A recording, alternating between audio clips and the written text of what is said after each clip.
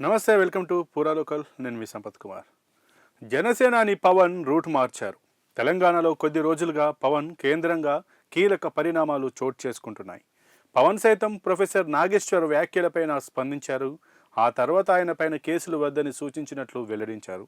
కొందరు నాగేశ్వర్కు మద్దతుగా పవన్ పైన కీలక వ్యాఖ్యలు చేశారు.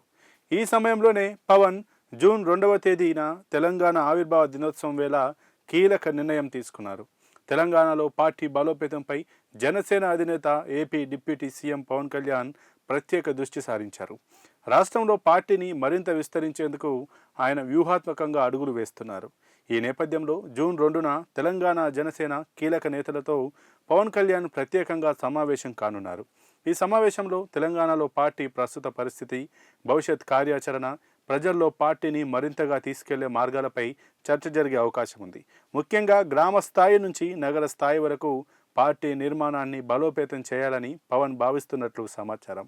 ఇటీవల తెలంగాణ రాజకీయాల్లో చోటు చేసుకుంటున్న పరిణామాల నేపథ్యంలో పవన్ కళ్యాణ్ దృష్టి తెలంగాణపై మరింతగా కేంద్రీకృతమైంది. యువత, మధ్యతరగతి ప్రజలు, ఉద్యోగార్థులు జనసేనకు పెరుగుతున్న ఆదరణను పార్టీ బలంగా మార్చే దిశగా కార్యాచరణ రూపొందించే అవకాశం ఉంది.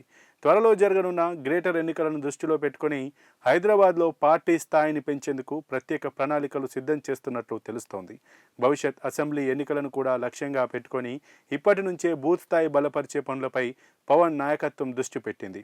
హైదరాబాద్లో జరిగే ఎన్నికల్లో జనసేన బలం పెంచుకుంటూ స్థానాలను సొంతం చేసుకునే విధంగా పవన్ దిశానిర్దేశం చేసే అవకాశం కనిపిస్తోంది. ఏపీలోని స్థిరమైన రాజకీయ శక్తిగా ఎదిగిన తర్వాత ఇప్పుడు తెలంగాణలో కూడా పార్టీని బలోపేతం చేయడమే లక్ష్యంగా ఆయన అడుగులు వేస్తున్నారు.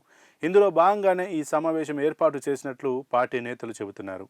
దీంతో ఈ భేటీలో పవన్ ఎలాంటి నిర్ణయాలు తీసుకుంటారు, ఏం చెప్పబోతున్నారనేది ఆసక్తికరంగా మారుతోంది.